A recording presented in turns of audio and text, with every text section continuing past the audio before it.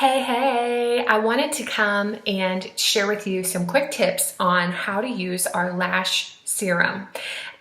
This one is just a lot of times new, and I want to make sure that it works well for you and you have a great experience. So this is the serum. It actually comes inside this really cool tube, and then it's actually just a little guy here.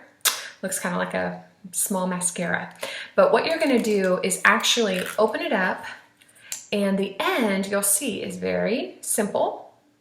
It's clear. So at night, after you cleanse your skin, you're simply going to run this across your eyes like eyeliner.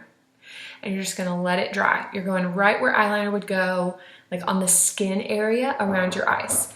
So let that dry, and then you can go on and put on your moisturizers, your serums, things like that. But let it dry so that this goes in and makes the deepest impact. If you do your brows, because you're trying to build up your brows, then the same thing. You can do right over your eyebrows on clean skin before you put any other layers on.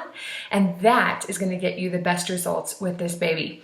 So give it a try. Give it a good, 30, 60 days. Pay attention. Watch those hairs. They should be getting stronger. They should be getting a little bit longer.